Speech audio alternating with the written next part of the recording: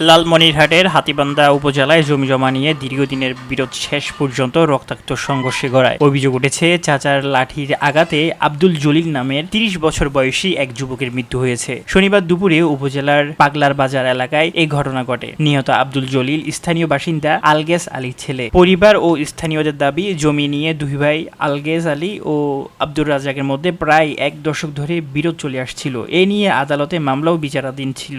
ঘটনার দিন বিবাদমান জমির দুই পাশে আলাদাভাবে কাজ করছিল দুই পরিবার। এক পাশে ছিলেন আলগেজ আলীর ছেলে জলিল, অন্য পাশে ছিলেন তার চাচা আব্দুর রাজ্জাক ও চাচাতো ভাই সাদ্দাম। কাজ করার এক পর্যায়ে দুই পক্ষের মধ্যে কথা কাটাকাটি শুরু হয়। পরিস্থিতি দ্রুত উত্তাপ হলে অভিযোগ অনুযায়ী রাজ্জাক লাঠি দিয়ে নিজের ভাতিজা জলিলকে এলোপাথারি আঘাত করেন। গুরুতর আহত অবস্থায় মাটিতে লুটিয়ে পড়েন জলিল। ঘটনাস্থলে থাকা লোকজন তাকে দ্রুত উদ্ধার করে হাতীবান্ধা উপজেলা স্বাস্থ্য কমপ্লেক্সে নিয়ে যান। তবে হাসপাতালে পৌঁছানোর আগেই তার মৃত্যু হয় বলে জানিয়েছে জরুরি বিভাগের দায়িত্বরত চিকিৎসক ডক্টর আনারুল হক। এ ঘটনায় এলাকা জুড়ে শোক ও উত্তেজনা বিরাজ করছে। দীর্ঘদিনের জমি সংক্রান্ত বিরোধের শেষ পর্যন্ত একটি প্রাণহানির ঘটনা রূপ নেওয়ায় স্থানীয়দের মধ্যে উদ্বেগ দেখা দিয়েছে। এদিকে লালমনিরহাটের পুলিশ সুপার আসাদুজ্জামান জানান, ঘটনার খবর পাওয়ার পরপরই মামলা গ্রহণ ও অভিযুক্তদের দ্রুত গ্রেপ্তারের জন্য সংশ্লিষ্ট থানাকে নির্দেশ দেওয়া হয়েছে। যদিও সর্বশেষ তথ্য অনুযায়ী এ ঘটনায় এখন পর্যন্ত কাউকে গ্রেপ্তার বা আটক করা সম্ভব হয়নি।